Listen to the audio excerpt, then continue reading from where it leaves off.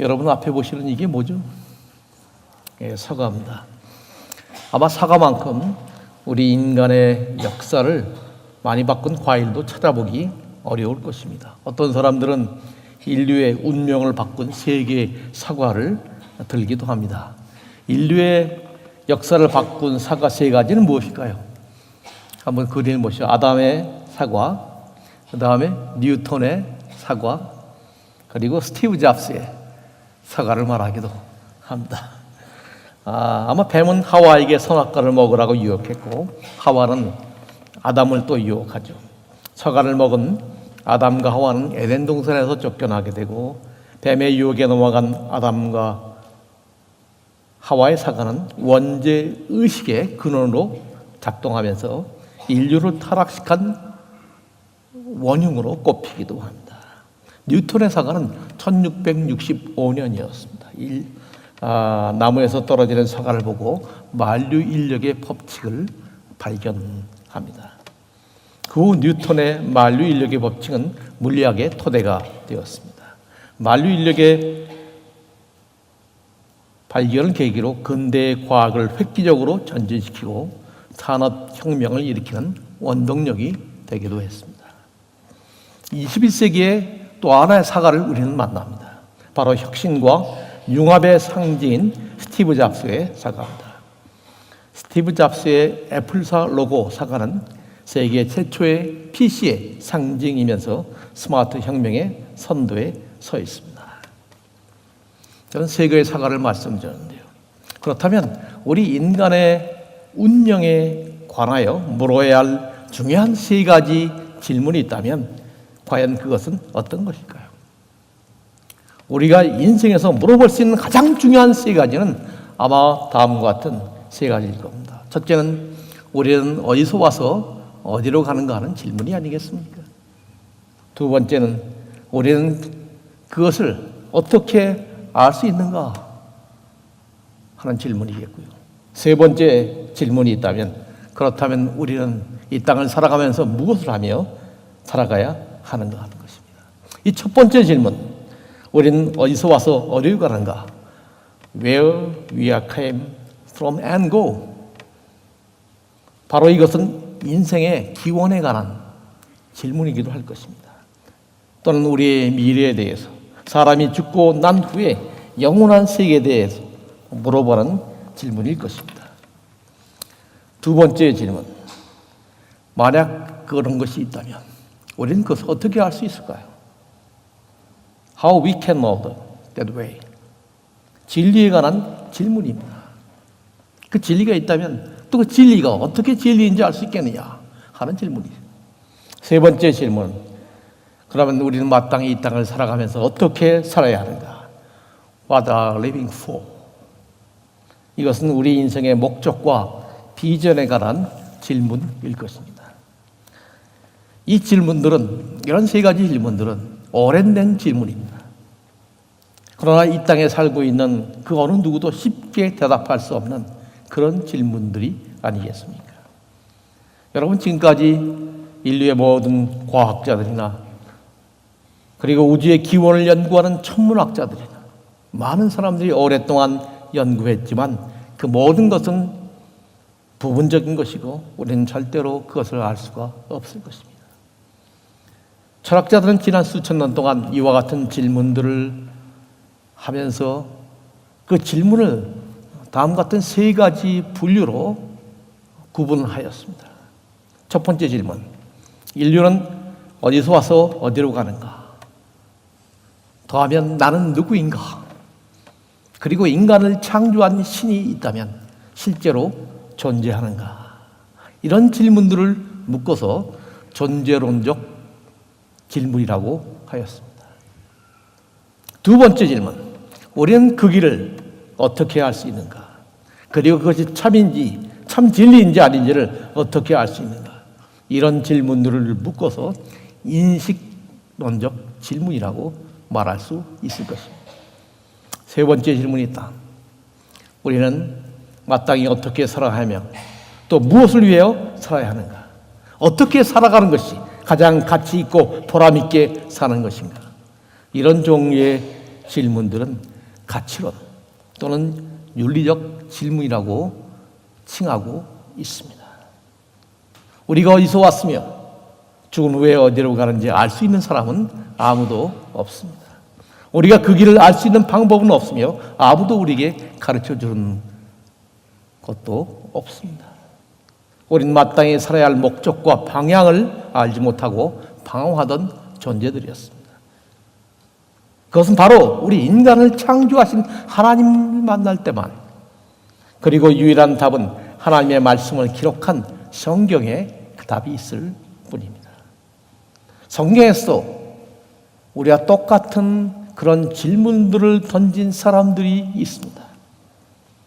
그들은 누구일까요? 그리고 그들이 던졌던 성경에 등장하는 우리 인간들이 묻고 또 물어야 하는 가장 중요한 이 세 가지 질문들은 과연 무엇일까요? 첫 번째 질문. 인간은 누구인가? 어디서 와서 어디로 가는가? 나는 과연 누구일까요?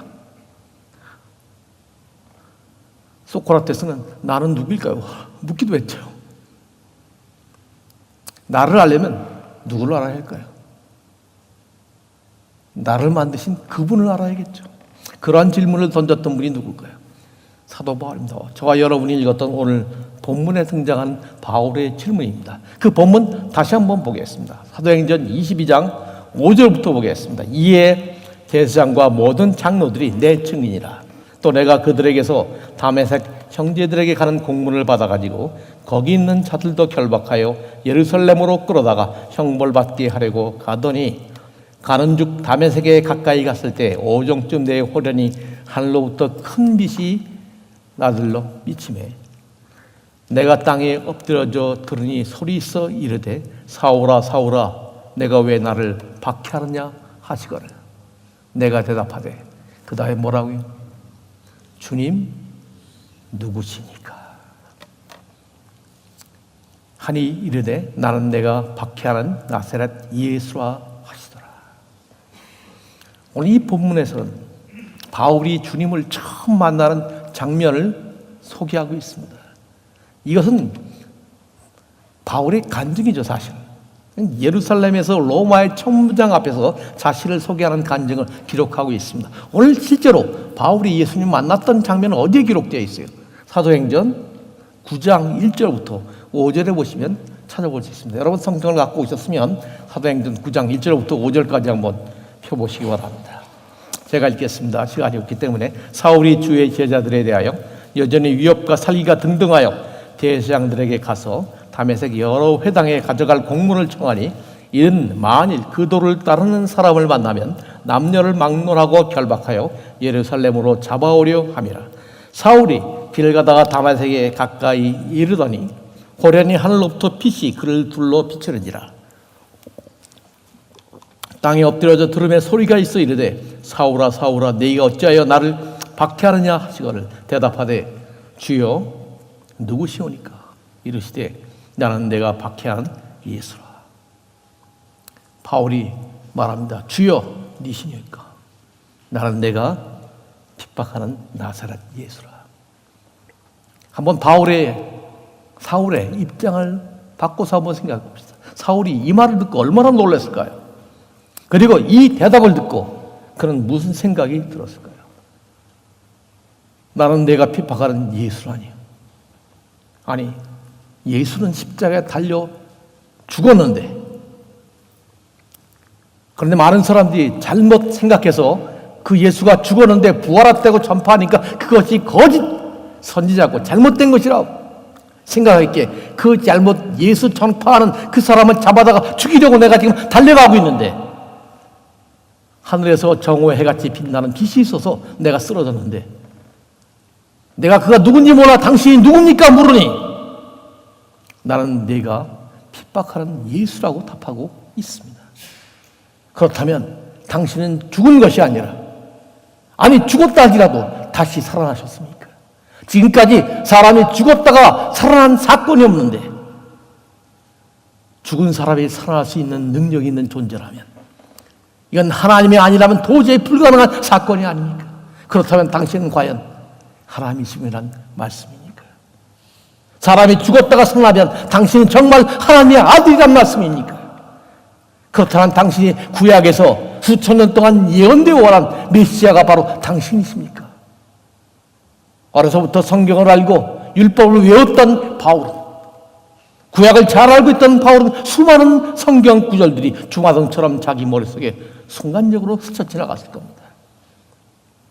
아마 가장 먼저 창세기 1장 1절 말씀이 떠올랐겠죠. 태초에 하나님이 천지를 창조하신다. 그 하나님, 태초에 천지를 창조하신 하나님이 바로 당신이십니까? 아브라함을 갈대아 우르에서 불러내신 그 하나님이 바로 당신이십니까? 모세는 하나님을 만났을 때 하나님이 이름이 뭐냐고 물었는데 나는 스스로 있는 자녀라고 말씀하신 그 하나님. 이사야 선지자가 예언했던 그는 실로 우리의 질고를 지고 우리의 슬픔을 당하였거늘 오랜 생각하는 그런 징벌을 받아 하나님을 맞으며 하나님께 맞으며 고난을 당한다 하였노라. 그가 찔림은 우리의 허물 때문이요 그가 상함은 우리의 죄악 때문이라. 그가 징계를 받음으로 우리가 평화를 누리고 그가 채찍에 맞음으로 우리가 나음을 받았도다. 우리는 다 양 같아서 그릇 행하여 각기 제 길로 갔거늘 여호와께서는 우리 모두의 죄악을 그에게 담당시키셨다 했던 바로 그에게 담당시켰던 바로 그가 당신이십니까? 그 메시아가 십자가에 죽으신 예수님이시란 말씀입니까? 모세의 제자 중 하나가 랍비여 어디 계십니까? 물었던 그 예수님, 죽었다는 예수님 다시 살아나신 바로 당신이십니까? 히브리서 11장 6절에서는 믿음이 없이는 하나님 기쁘시게 못하나니 하나님께 나아가는 자는 반드시 그가 계신 것과 또한 그가 자기를 찾는 자들에게 상 주신 이심을 믿어야 할지라고 하시는데 하나님 살아계신군요. 그리고 살아신 하나님을 내가 이제 만나뵙군요. 성경에 등장하는 창조주 하나님을 비로소 내가 인격적으로 만나는 순간이 아닙니까? 하나님을 만나니 비로소 내가 누구이며 내가 어디서 왔으며 어디로 가야 하는지가 발견된다는 것입니다. 바울은 예수님이 주님이시오 나를 창조주하신 하나님이라는 사실을 발견하자 자기 자신에 대한 실존적 변화가 일어난 것입니다.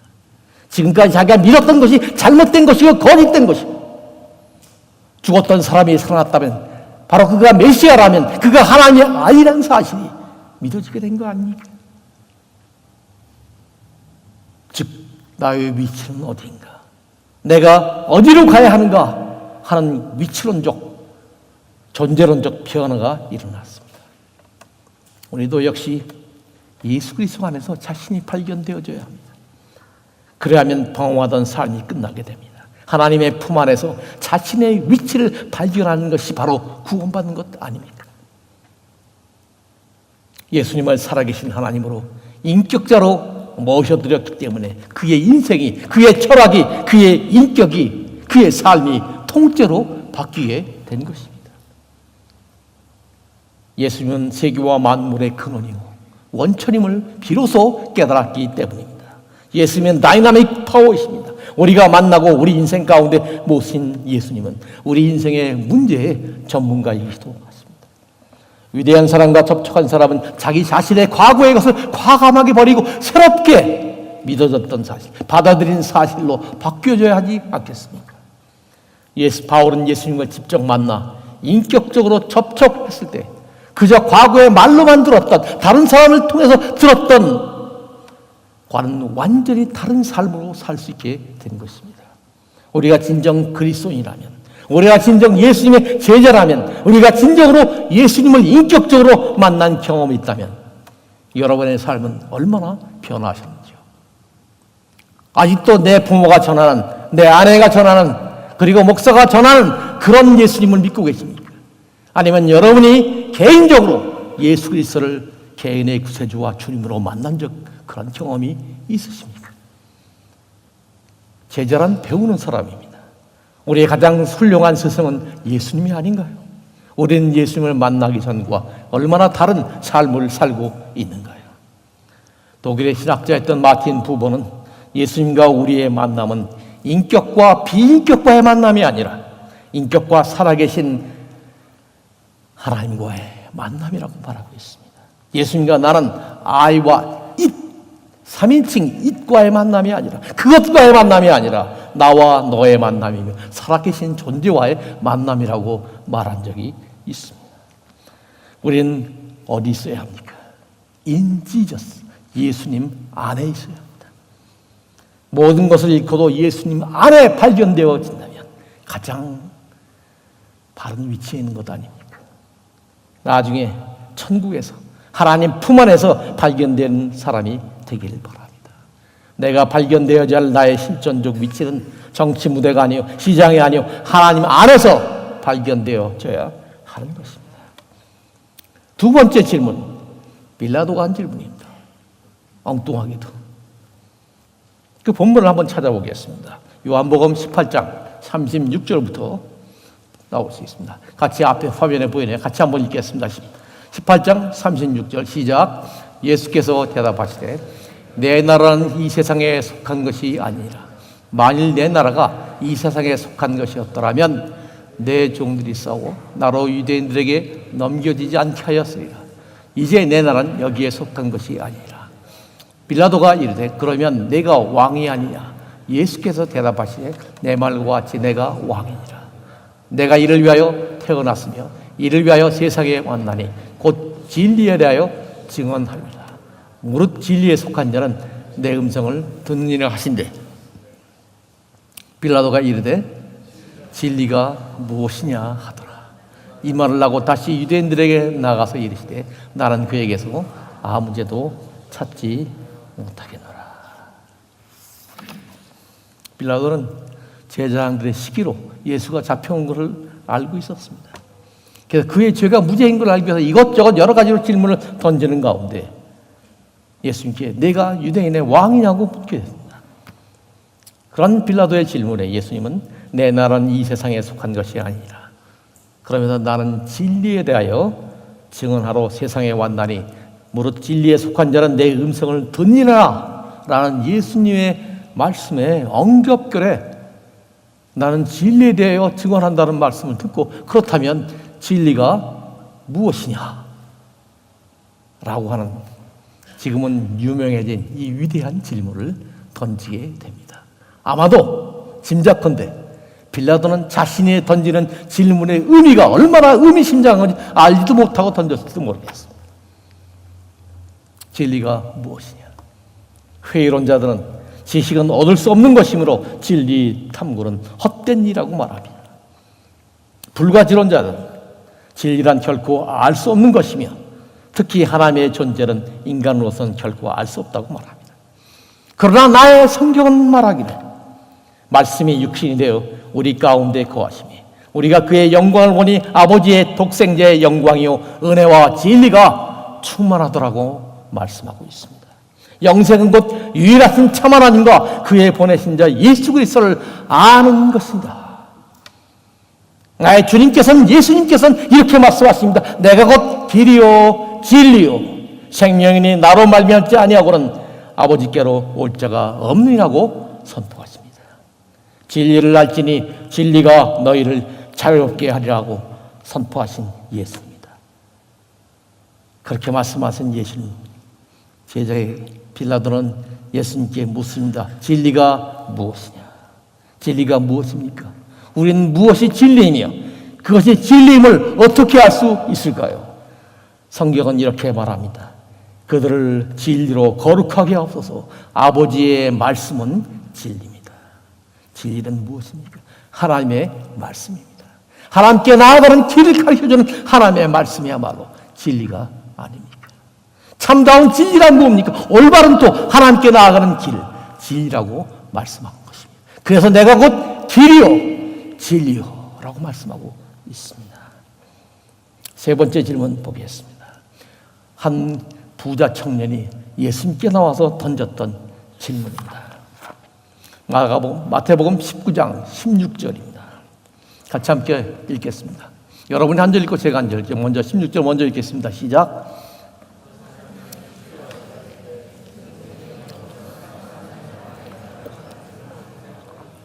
예수께서 이르시되 어찌하여 선한 일을 내게 묻느냐.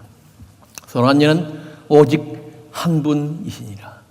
내가 생명에 들어가려면 계명들을 지켜야 합니다. 뭐 좀 잘못된 것 같으네. 내가 어찌하여 선한 일을 내게 묻느냐. 선한 일은 오직 한 분이시니 내가 생명에 들어가려면 계명을 지키라. 여러분, 이 청년의 질문, 선생님이여 내가 무슨 일을 하여 영생을 얻으리까? 이 청년의 질문 매우 중요한 질문임에도 불구하고 잘못된 전제의 질문임을 아시겠습니까? 뭐가 잘못됐어요? 아시겠어요? 뭐예요? 그 질문은 영생을 얻는 방법으로서의 선행을 전제로 하고 있습니다. 어떻게 영생을 얻나요? 어떤 선행을 해야 영생을 얻을까요? 그런 질문하는 것 자체가 영생의 길을 모른다는 뜻이 아니겠습니까? 예수님께서는 그의 잘못된 영생관을 고쳐주시기 위해 선한 이는 오직 한 분뿐이라고 말씀하시면서 이 말씀의 의미는 내가 지금 나를 오직 한 분인 하나님으로 믿느냐라고 의도가 깔려져 있기 때문이지만 청년은 영 그 말씀의 의미를 깨닫지 못하고 우울한 표정으로 쓸쓸한 표정으로 떠나갔다고 성경은 말씀하고 있습니다. 그리하여 그에게 계명을 지키라고 말씀하면서 그 계명을 온전히 지킬 수 없는 것을 깨닫도록 하기 위해서 그리고 그에게 그가 가장 가치 있게 가장 중요하다고 여기는 그의 소유를 팔아서 더 크고 위대한 가치에 투자하라고 권면하고 있습니다. 여러분, 과연 우리 인생에서 가장 가치 있는 것은 무엇인가요? 여러분의 인생을 다 던지고라도 해야 만한 가장 가치 있고 중요한 일은 과연 무엇일까요? 사도 바울은 예수님을 만나는 자리에서 주여 니시니까 나는 네가 핍박하는 예수라는 말씀을 듣자마자 그가 곧 창조주요 하나님이요 구원자요 부활의 주인이라는 걸 깨닫자마자 나의 주인이라는 걸 깨닫자마자 그 다음에 뭐라고 합니까? 주여 내가 무엇을 하리까? 당신이 정말 하나님이시라면 나를 만드신 분이라면 나의 구원자시니까 당신의 뜻대로 하는 것이 가장 가치 있고 의미 있는 삶이라는 것을 그는 즉각적으로 깨달았던 것입니다. 바로 그 자리에서 주여 내가 무엇을 하리올까 하면서 인생을 건 헌신을 하게 됩니다. 과연 우리 인생에서 가장 가치 있는 것은 무엇인가요? 사우스웨스턴 신학교에서 오랫동안 기독교 교육을 가르쳤던 조지 나이트 교수는 인간이 가지고 있는 2대 최고의 가치는 첫째, 자아의식 속에 하나님을 경험하는 것, 둘째, 하나님을 향한 사랑의 경험하는 것이라고 사랑의 경험을 하는 것이라고 말하고 있습니다. 다메섹 도상에서 예수 그리스도를 만났던 바울은 그의 인생에서 이런 고백을 합니다. 빌립보서를 한번 보시죠. 빌립보서 3장 7절에 보면 그러나 무엇이든지 내게 유익하던 것을 내가 그리스도를 위하여 다 해로 여길 뿐더러 또한 모든 것을 해로 여김은 내 주 예수 그리스도를 아는 지식이 가장 고상하기 때문이라. 내가 그를 위하여 모든 것을 버리고 배설물로 여김은 그리스도를 얻고 그 안에서 발견되려 함이니 오직 내가 그리스도께 잡힌 바 된 그것을 잡으려고 달려가노라.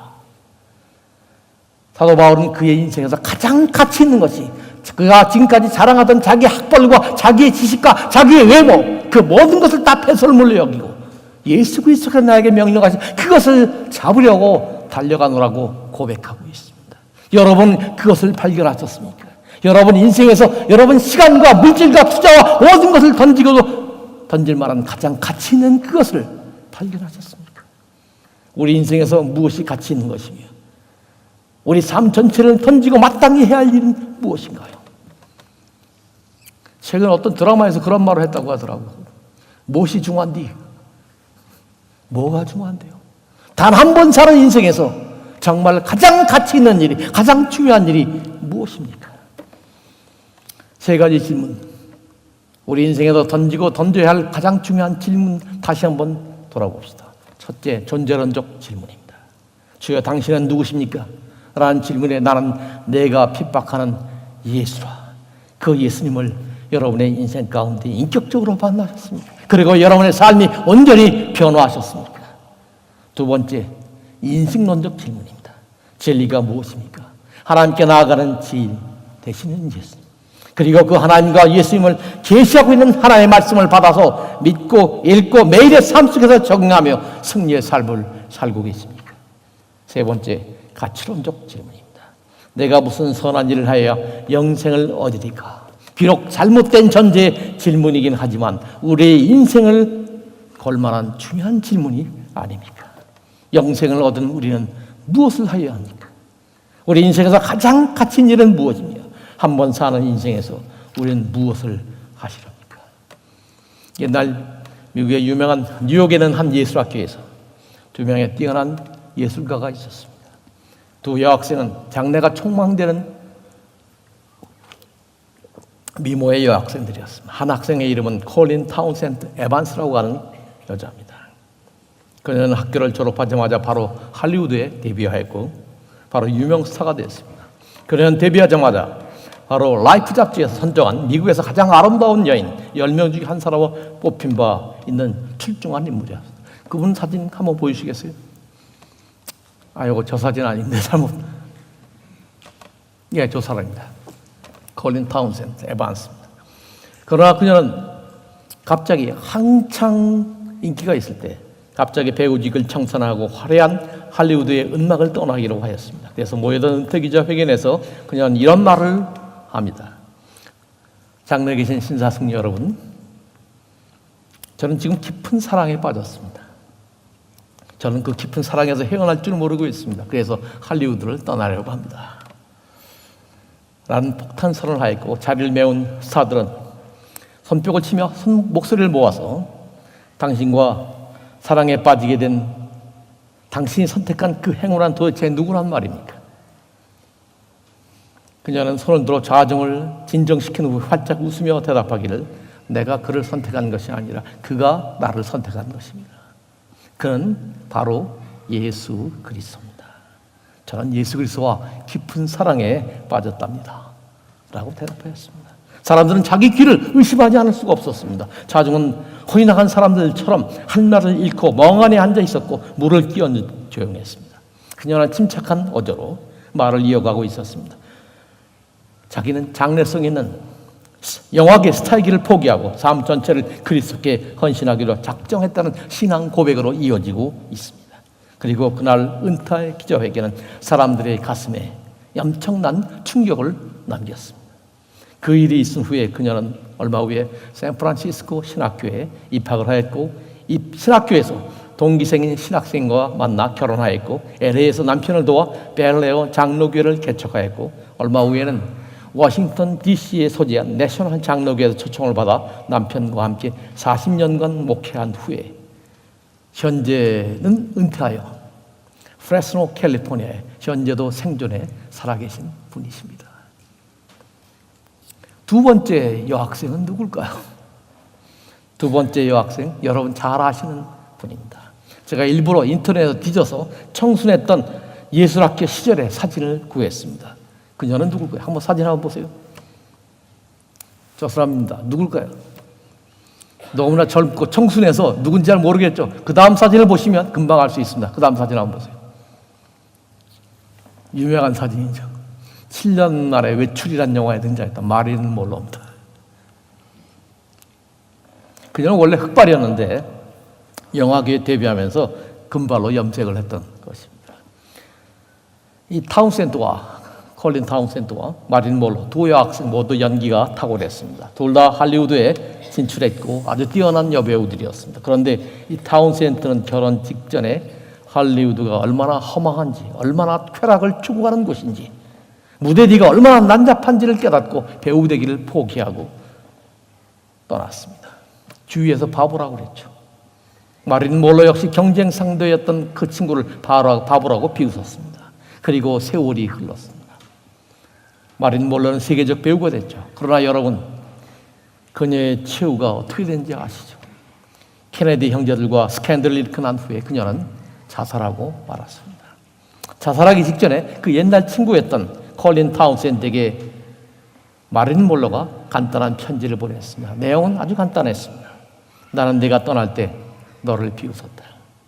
내 경쟁 상대자가 없어지는 것을 좋아했고 너를 참 어리석다고 생각했다. 그러나 이제 나는 내가 참으로 부럽구나. 이름도 없이 빛도 없이 화장도 하지 않아서 피부가 다 거칠어진 그 옛날 친구를 세계적인 여배우인 마릴린 monroe는 부러워하고 있는 것입니다. 그리고 마지막에 이렇게 썼습니다. 그 마지막 유서에 나는 이 세상에서 가장 불행하고 가장 비참한 사람이야. 여러분, 이것이 쾌락의 최후입니다. 이것이 인기의 최후인 것입니다. 그 후에 콜린 타운센드 에반스는 월드비전의 이사로 섬겼고 지금은 돌아가신 빌리 그레엄 목사님인 세운 전도협회 최초의 여자 회장을 섬겼습니다. 그 사진 한번 보시겠어요? 예, 여러분 보시기 오른쪽에 계신 분이 빌리 그레엄 목사님이에요. 가운데가 콜린 타운센드입니다. 어느 날 남편과 함께 복음 전도자 빌리 그레엄 목사와 부부와 함께 저녁 식사를 함께하게 되었을 때 빌리 그레엄 목사가 그녀에게 조심스럽게 그러나 진지하게 이렇게 물었다고 합니다. 콜린, 당신 혹시 당신이 선택한 현재 신분을 후회해 본 적 있으십니까? 그러자 콜린 부인은 눈을 똑바로 뜨고 빌리 그레엄에게 이렇게 말했다고 합니다. 저는 할리우드의 대인기 배우나 영국의 여왕이나 미국의 대통령과도 이 자리를 바꾸지 않을 것입니다. 왜냐하면 이 자리는 예수 그리스도가 저에게 하라고 주신 자리이기 때문입니다. 저에게 있어서는 예수 그리스도는 가장 위대하시고 가장 감격을 주시는 분이기 때문입니다.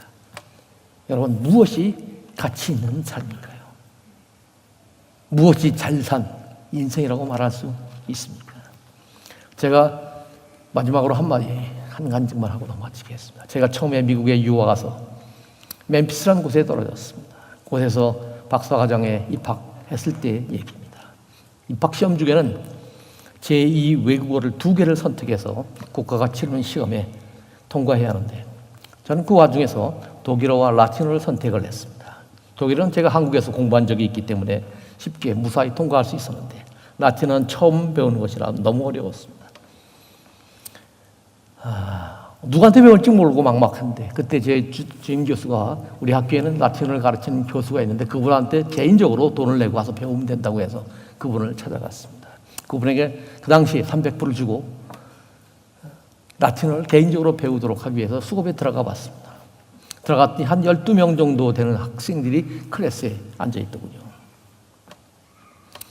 그런데 공부가 너무 어렵더라고요. 그분의 수업의 특징은 책이 한 500페이지, 600페이지 되는 특징인데 일과 문법을 다 설명하고 그 다음에 연습 문제를 돌아가면서 앉아있는 학생한테 한 번씩 풀어보라고 하더라고. 1번 학생 풀어봐, 2번, 3번, 4번 그렇다고. 처음에 못 모르고 계속 당하다가 옆에 저는 항상 맨 앞에 앉았었거든요. 그러다가 1번 너무 풀어봐. 그래서 꼼짝없이 다가서 얼굴이 빨개지기를 몇 번 하다가 안 되겠다 싶어서 그분은 뒤로 갔습니다. 나중에 보니까 옆으로 이렇게 동그랗게 앉으라고 그러더라고요. 근데 오른쪽으로 시키더라고요. 그래서 가운데에 앉았어요. 왼쪽 오른쪽 막 시켜서 가운데 앉았어요. 도저히 못 따라가겠더라고요. 한번 생각해 보세요. 한국말로도 아니고 영어로 라틴어를 배운다. 결국은 조금 하다가 도저히 못하고 싶어서 보따리를 싸고 제 주동에서 닥터 프로이드에게 찾아가서 도저히 못하겠습니다. 그리고 가방 싸고 돌아갑니다. 그때 왜 그러냐? 뭐가 어렵냐? 그랬더니 그 당시에 제가 뭐 여러 가지 공부했어요. 뭐 구약도 하고 딴 거 다 하는데 그 중에서 제일 어려운 게 라틴어. 이것은 너무 어려워서 못하겠다고 그랬더니 잠깐만 기다리라고 해요. 근데 딱 제 주임 교수가 저를 가르쳤던 그 파월이라고 하는 교수인데요. 파월한테 교수한테 당신이 가르치는 라틴어가 너무 어려워서 한국에서 온 이 브라더 엄이 돌아가서 짐 싸겠다고 그러는데 어떡할 거냐? 막 따지더라고요. 그랬더니 걱정할 거 없대. 그러면 썸머 스쿨이 있으니까 그때 하라고. 그래서 썸머 스쿨 열어준다니까 그때 하라고. 그래서 살았다 그러고. 그리고 끝났습니다. 그건 여름에. 여러분 멤피스 날씨도 달라스 못지않게도 없습니다. 100도, 110도까지 올라가요. 거기서 2달 반 그분 밑에서 배웠습니다. 그 수업에 처음 들어가니까 아무도 없고 저 혼자 있더라고요. 교수님이 들어와서 다른 학생은 다 어디 갔습니까? 했더니 교수님 하신 말씀이 다른 학생은 없다. 학생은 오직 너 하나다. 그 어디까지 지난번 했지? 그러더니 10가까지 했는데 그럼 책 필요해. 그 연습 풀더니 설명하더니 1번 한번 풀어봐. 억지로 했더니 2번도 한번 풀어봐. 혼자니까 계속 시키더라고요. 그런데 그 책, 라틴어 문법 책이 성경책이 아닙니다. 그 라틴어 문법책 하나 연습 문제로 가끔 성경 구절 하나 나와요. 그러면 그 구절 붙잡고 저를 앉혀놓고 막 설교를 해요. 그래서 가만히 듣다가 처음엔 교수님, 잠깐만요. 지금 학생이 몇 명입니까? 혼자다. 학생은 혼자인데 왜 이렇게 몇십 명 놓은 것처럼 설교하십니까? 흥분하지 말고 천천히 합시다. 그랬더니 그분이 앞으로 오더니 저를 쳐다보고 자기 간증을 얘기를 하더라고요. 저한테 이런 질문을 해요. 성경을 만약에 압축해서 딱 한 곳만 뽑으면 어디를 뽑는 게 제일 좋겠냐? 처음 믿는 사람한테 어디를 뽑으면 좋겠냐? 제가 대답을 못하고 있으니까 요한복음이라고. 그래서 저도 동의합니다. 또 그 중에서 요한복음에서 딱 한 구절만 뽑으면 뭘 뽑고 싶냐? 대답 못하니까 요한복음 3장 16절이라고 해요. 근데 그렇다고. 저한테 묻더라고. 요한복음 3장 16절 한번 외워보라고 해서 제가 외웠죠. 하나님이 세상을 이처럼 독생자를 주셨어요. 이 구절을 누가 누구한테 한 거니? 그리고 내가 신학교 박사과정까지 입학한 사람인데 그걸 모르겠어요. 예수님이 니고데모한테 한 겁니다. 그랬더니 예수님이 니고데모 했는데 어디서 몇 시에 했냐? 그건 모르겠더라고요. 성경에 보니까 밤중에 했더라고요. 그리고 어느 지붕에 올라가서 했어요. 그러면서 묻더라고요. 만약에 성경을 한 구절을 뽑는다면 가장 중요한 요한복음 3장 10절은 너 같으면 밤중에 아무도 없는 혼자에게 와서 전하겠냐? 아니면 많은 사람들한테 설교하겠냐? 나 같으면 많은 사람한테 하겠다고. 예수님은 니고데모가 얼마나 소중한 사람인지 아무도 안 보는 밤중에 니고데모에게 혼자 설교했다. 그만큼 소중한 성경을 한 사람에게 전도했다. 나는 네가 여기 이 라티노 크레스에 들어온 거에 얼마나 감사한지 모른다. 자기 간증을 한 거야. 자기는 원래 젊었을 때 선교사로 헌신을 했는데 젊은 시절에 자기 아내가 몸이 약해서 선교사, 일본으로 사실 가기를 원했대요. 그런데 자기 아내가 몸이 약해서 선교사를 못 떠났다는 거예요. 그러면서 선교사의 꿈을 접지 않고 지금까지 살아오고 있었는데 어느 날 동양에서 온 한 학생이 저걸 누구 한 얘기 같아. 코리아에서 온 학생이 자기 라틴에서 크로스에 들어온다는 소식을 듣고 자기가 얼마나 가슴이 뛰었는지 모르겠대요. 하나님께서 나를 선교사를 못 가게 했더니 선교사에 올 간 학생을 나한테 보내줬구나 라고 생각하면 난 네가 앞으로 이 학교를 졸업하고 난 후에 수많은 사람한테 설교도 할 것이고 학교에서 강의도 할 것 아니냐. 아마 그렇게 되겠죠. 그걸 생각하니까 네가 거기 앉아있는 너만 보이는 게 아니라 너로 하여금 설교를 듣고 복음을 들을 수많은 사람들이 영혼들이 얼굴이 눈에 아롱아롱한다는 거예요. 그러다 보니까 수백 명을 놓고 한 것처럼 내가 흥분해서 그렇게 설교했노라고. 미안하다고 그러시더라고요. 그래서 미안할 건 없지만 하여간 감사합니다. 그러면서 저에게 마지막으로 주는 말이 한 사람이 얼마나 소중한지 알아야 한다 라고 하는 귀중한 교훈을 주셨습니다. 그분과 함께 2달 반을 멤피스의 더운 여름을 보내면서 공부했고요. 그리고 8월 중순에 라틴어 시험을 치렀습니다. 라틴어 시험 카트라인이 70점입니다. 제가 시험 봤는데 몇 점 받았을까요? 네? 72점 받아서 간신히 통과했습니다. 어쨌든 통과되잖아요. 그거 받고 얼마나 기뻤는지요. 받자마자 당장 교수님한테 전화했습니다. 교수님, 저 합격했습니다. 근데 그분이 말을 못하시라고 축하한다고. 그러고 나서 그 다음 주 학교 입학식이 있었는데요. 학교 갔다가 깜짝 놀랐습니다. 입학식 날에 가보니까 장례식이 있더라고요. 누가 돌아가셨나 보니까 바로 저를 가르쳤던 닥터 파일 교수님이 장례식이었습니다. 평소에 염려는 됐어요. 그분이 저보다 더 뚱뚱해요. 아마 사진 한번 보여주세요. 그분 얼굴. 제가 평소에 존경하는 분이 졸업하고 나면 그분을 찍고 제가 늘 갖고 다닙니다. 더운 여름에 멤피스에서 100도 110도 홈런. 사실 학교 안 나오셔도 되는 분이 저 하나 때문에 저를 가르치기 위해서 매일 학교로 출근했던 겁니다. 나중에 보니까요. 그리고 더우니까 잠깐 쉬는 시간에 꼭 밴딩 머신에서 콕을 뽑아다 드시더라고요. 저거 별로 건강에 안 좋은데 속으로 생각했었습니다. 그분 제가 장례식 합격하고 난 후에 이틀 후에 하드어택으로 세상을 떠나셨다고 하더라고요. 아마 너무 무리했던 것 같죠. 장례식 내 참석하면서 비로소 그분이 얼마나 훌륭한 분인지를 알게 됐습니다. 그분 양력을 들으면서 그분을 소개하는데요. 그분이 미국 동남부 지역의 고고학회 회장이시더라고요. 16개 국어를 하시는 분이에요. 그리고 학교에서는 차기 총장으로 이미 예정되어 있던 분이시더라고요. 그런 분이 한국에 와서 동양에서 온 한 선교지에 가고 싶었던 그 나라에서 온 학생이라는 걸 알고 흥분하고 학교 나오지 않아도 되는데 저 하나를 가르쳐서 그렇게 무리했던 것 같습니다. 제가 합격했다는 소식을 듣고 너무 좋아하시다가 그만 세상을 떠났습니다. 그 장례식에 참석하면서 그분의 사모님 그리고 두 딸이 맨 앞에 앉아있는 모습을 보면서 저는 뒤에 앉아서 하염없이 울었습니다. 다른 분은 몰라도 저는 알죠. 그분이 그렇게 무리하지 않아도 되는데 동양에서 온 저를 사랑해서 저에게 그런 한 사람을 소중히 여기고 가르쳐야 한다는 그 교훈을 주기 위해서 최선을 다해서 가르치다가 세상을 떠나신 것 압니다. 한 사람에게 최선을 다하신 그 교수님의 가르침을 평생 잊지 않겠습니다라고 다짐했습니다. 그리고 어디 가서 설교하든지 저를 초청한 곳에 대상이 얼마나 숫자가 많은지 적은지 상관하지 않고 제가 최선에서 말씀을 가르치고 이 간증을 꼭 전하고 있습니다. 닥터 파울은 저에게 무엇이 가장 가치 있는 삶인지를 몸으로 실천으로 저에게 보여주셨던 분이십니다.